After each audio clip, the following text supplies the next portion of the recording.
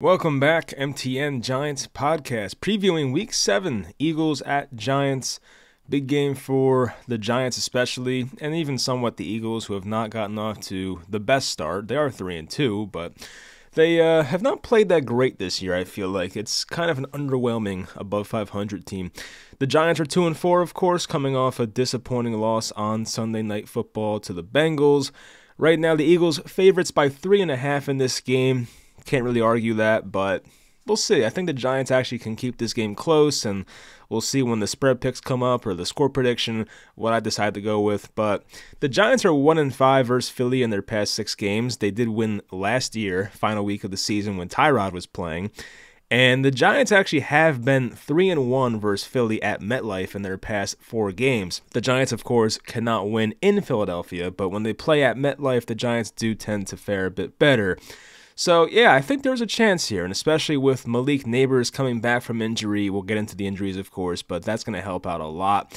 So, yeah, I think there's a chance here. The Giants are a weird team. It's almost like a fool's errand to sit here and try and predict Giants games because I feel there's been a few occasions this year already, and we're only in Week 7, where you think a Giants game will go one way, and it just goes the complete opposite. Like last week, the Giants were facing a banged up Dax Hill on IR now Bengals defense, and you're thinking, all right, the Giants might actually score 30 in this game, and they go out and score 7. It's like it's crazy, and you figured the Bengals would go out and score 20 plus. They scored 17, so not even 20 plus. I figured the Bengals would score like 30 or 33. So like it's just been a weird Giants year so far. So I don't know what team's going to come out on Sunday, but we'll sit here and try and predict it. But I hope you guys enjoyed the video, of course. Leave a like, subscribe, and let's get into it. For the injuries, not a ton. I mentioned Malik Nabers is back. Great news. Adoree Jackson and Jamie Gillan are out. Dexter Lawrence and Brian Burns questionable. I would think they're going to play. I do believe I saw a quote where both of them pretty much promised they would play, so barring something unforeseen, they'll be in there. I did not mention, actually, Andrew Thomas is most likely out for the year. He had one of those Liz Frank surgeries on his foot, and that is a killer for the Giants, and we'll talk about their offensive line and what's going to happen there. So now with Lawrence out, or not Lawrence, you have Andrew Thomas out and Kayvon Thibodeaux out for probably like another month or so. Like it's a rough situation there. That's very, those are talented players. I've seen the stats of the Giants offense when Thomas plays, when Thomas doesn't play. It's a very drastic difference, and you're just hoping the impact is not too large for the Giants to overcome, but we'll see how that one plays out. So for the Eagles, they placed their left tackle, Jordan Mailata, on IR. Dallas Goedert, the talented tight end, is out this game. Darius Slay seems questionable, and James Bradbury is still on IR, so the cornerback spot might be a bit thin for the Eagles. We'll see. I think their other corner, Eli Ricks, is also out this game, so that's a good thing for the Giants. Some other Giants notes. Brian Daboll said about Tyrone Tracy in terms of playing time. He's earned it. He's done a good job, so he'll get plenty of playing time. So it seems like, and I think people are trying to sit here and predict how much will Singletary play and how much will Tracy play. If I had to guess right now, coming into last week after that Seattle game, I thought it would be a 50-50 split. But after what we saw on Sunday night, where Tracy was pretty much the only source of offense, I mean, other guys had some decent plays. There was the long Slayton catch that was called back, but I think Tracy's earned enough playing time where you might see a little more than a 50-50 split. It might be a 60-40 split in favor of Tracy. And Singletary is a guy who I don't want to say is a journeyman at this point. I think this is his 3rd team, but we know who Singletary is. He's just a league average starting running back, if that. So I think when you have a guy like Tracy who's a rookie and really putting out some impressive tape and making guys miss and making plays in the receiving game, it's going to be tough to kind of shy away from that. So we'll see what the rotation is. I'm guessing it's 60-40 in favor of Tracy, but we're going to see how that one plays out. So for the Giants offensive line, before I forget, it was said in practice that they're putting Ezeudu at left tackle, which is like very concerning. I feel like his reps at left tackle did not go great last year.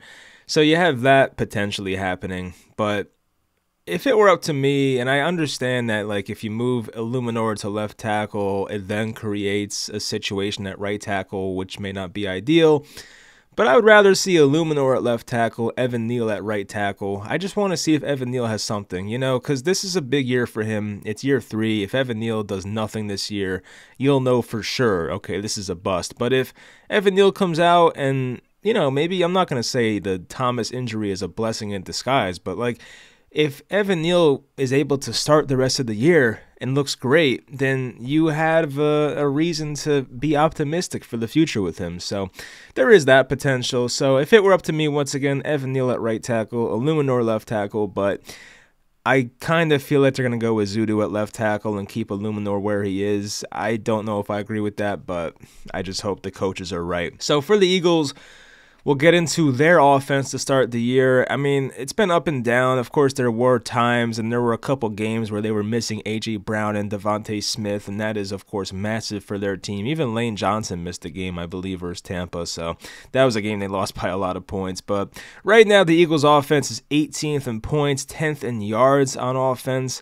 Passing-wise, they're league average in passing yards, 14th, and in rushing yards, they're top 10 in everything pretty much. Top 10 in rushing touchdowns, top 10 in rushing attempts, top 10 in rushing yards. So they do run the ball at a pretty high rate, and when you have Jalen Hurts and Saquon Barkley, it's why not. Obviously, Saquon making his return to MetLife. I saw a quote that Barkley doesn't think he'll be booed by Giants fans, and I really hope the fans that are there prove him wrong, because I do believe he should be booed.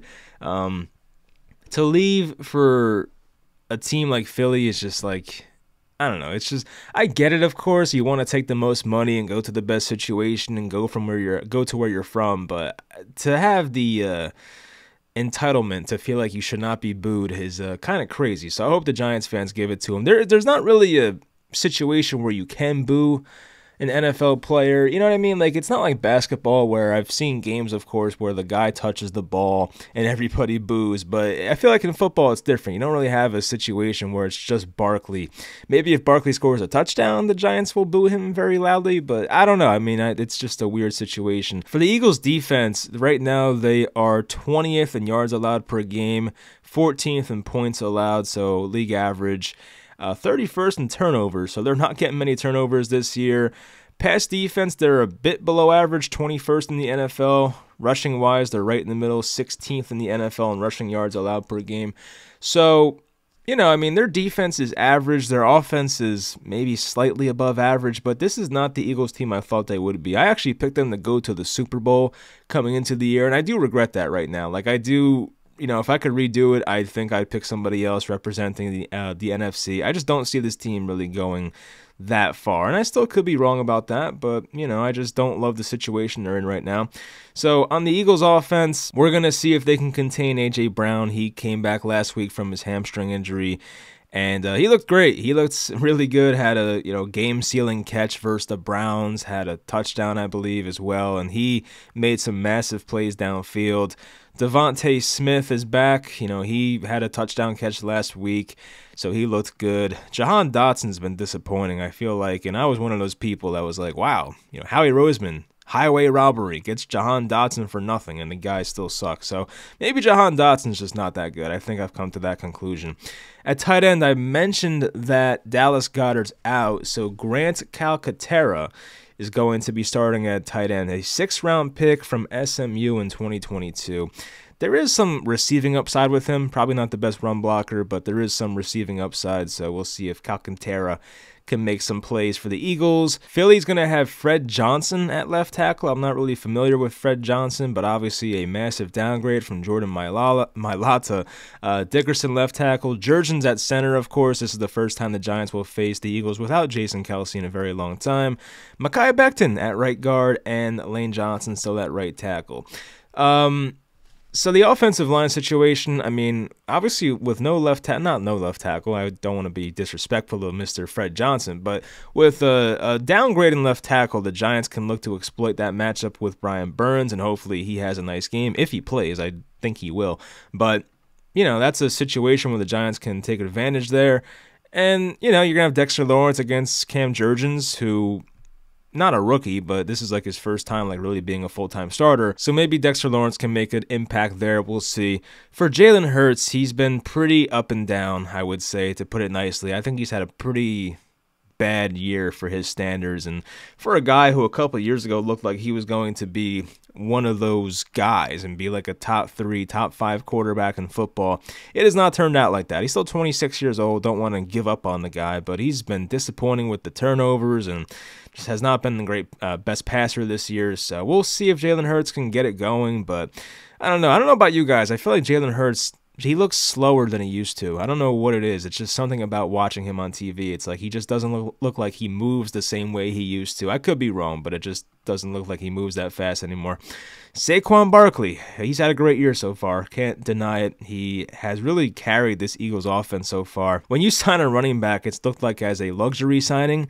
It's been more than a luxury signing so far. I feel like without Saquon, this might be a 2 or a 1-win team. He really helped give them these wins so far. The first week of the season, I don't know if they win that game without Saquon, and the game versus the Saints especially, that was a Saquon win. Like, the defense too played great, but still, like, Saquon was so good in that game versus the Saints. So he's been a great signing for them so far. Of course, I hate that, but we should have known it was coming. Like, you know what I mean? Like, Saquon goes to the best situation he's been in his whole career. He's not that old. I think he's 27. So, you know, it makes sense. He might only be great for 1 or 2 years, but still, it looked like so far it's a great signing for Philly. On Philly's defense, the cornerback spot for them, Darius Slay is not the player he used to be. I feel like Darius Slay is made fun of on social media all the time. I don't know why. I'm trying to think what the context is, but I feel like Darius Slay is kind of like, not a meme, but people do try to make fun of him a lot. But Quinyon Mitchell at the other cornerback spot, I mentioned that our old friend James Bradbury is not going to be active for this game, or he's on IR. So you have Quinyon Mitchell, and then slot corner Cooper DeJean, who is a second-round pick. So 2 rookies there in the secondary. I liked Quinyon Mitchell coming out of college. Cooper DeJean as well. I figured he'd be a safety, but they're playing him at slot corner, so we're going to see how that one goes versus Wan'Dale Robinson. The linebacker position for the Eagles could be better. I mean, Nakobe Dean's got off to a rough start. Zach Bond had that one awesome game. I forget who it was against now, but Zach Bond, a guy who was drafted by the Saints and it didn't really work out. Maybe couldn't find the position that really fits him the right way. But it's like a decent linebacking room. It's not too impressive. But you look at their defensive line, Bryce Huff was brought over from the Jets, of course, and you do have Jalen Carter, you do have, almost at Montez Sweat, Josh Sweat. So, like, they have guys, of course. They also have Jordan Davis and Milton Williams. Like, they have good depth on their defensive line. That's one part about this team that really has not changed. They've gotten a bit thinner at offensive line, of course, with Mailata being out and Jason Kelce leaving, but still, like, for their defensive line, like, they're still where they should be. They look very good there. The safety spot or spots in Philly, I mean, Chauncey Gardner-Johnson has had a really down year, and he's one of those guys who loves to run his mouth, and it has not gone well. Mike Evans killed him. Jaden Reed killed him in week 1. He's had a rough year, giving up some big plays. Reed Blankenship on the other side's been pretty good for them, so can't complain there. But maybe Chauncey Gardner-Johnson gives up a big play to Neighbors or Slayton or somebody, so that'd be nice. I mean, that's pretty much it. I mean, this is not the Eagles team that I really feared back in 2021, 22. Like, they have taken a step back, and I do think, even based on the spread, it's only 3.5 points. I think the Giants can hang around in this game for sure. So I would still take the Eagles to win, but as I said in the opening, like, you cannot predict this Giants team. I don't even know why I'm doing this. Like, they just come out and look different every single time. It's like Daniel Jones, when you think he's done and he's cooked and he looks horrible and it's Drew Lock time, he comes out and has a good game. Like, he did it versus Seattle. He did it versus the Commanders. Like, and then when you expect Jones to come in and have a good game, which was last week, it's like he goes out and plays like shit. So I don't know what to expect here. I really don't. But I would probably take the Eagles by like 4 to 7 points. I'll probably take Philly in the spread. But I will say I think the Giants have a chance. It's just I don't know which version of this Giants team will come out. So if I'm going to predict the final score, I think I'll say something like 24 to 20 Philadelphia, so I will give Philly the spread, but I think it's going to be a close game. So if the Giants make a couple plays, maybe that turns and the Giants win 24-20, but I think just to be safe and, kind of be more realistic, I'll take Philly. Spread pick time. For last week, I thought I did better. I feel like a lot of games went the way I wanted them to, but only went 6-6-1, so on the freaking season, it's 41-42-3. So, yeah, I wish it was better, but oh well. First game, London again. Patriots, Jaguars. Jaguars in London back-to-back weeks. I do like that fact for the Jaguars, and I don't have much reason to love the Patriots, so I think I'll take Jacksonville -6. It's a big spread, but Doug Peterson is probably literally coaching for his job in this game, so I'm going to expect them to come out and look good. So Jacksonville -6 for me there. Seahawks at Falcons should be a good high-scoring game, 51-point over-under. Falcons by 3 points. I kind of like that. I figured it'd be like 3.5, 4. So I'll take the Falcons here -3. They do tend to disappoint when you expect them to do something for you. But yeah, I'll take Falcons -3. Titans at Bills. Buffalo favored by 9.5 points. Not much of a surprise. I think Amari Cooper is going to play in this game. It might not be like a full set of reps is what I meant to say. So still, I do think the Bills will win this game by a good amount. So I'll take Buffalo. It's -9.5, but still, I think the Titans are just awful. Especially like when I saw them lose that game last week, I'm like, I'm done with this team. So Buffalo -9.5 for me. Bengals at Browns. Cincinnati by 5.5. This one's in Cleveland, so take that into consideration. I want to believe the Browns come out and play well. Nick Chubb will play for the first time since week 2 last year when he had that gruesome knee injury. I think that'll spark some life into this team. And I'm hoping the Browns defense can play well, but I still will take the Bengals as 5.5-point favorites. I just can't sit here and take the Browns. I can't. I did it a couple weeks ago and I just still hate myself for it. So Bengals -5.5 on the road for me.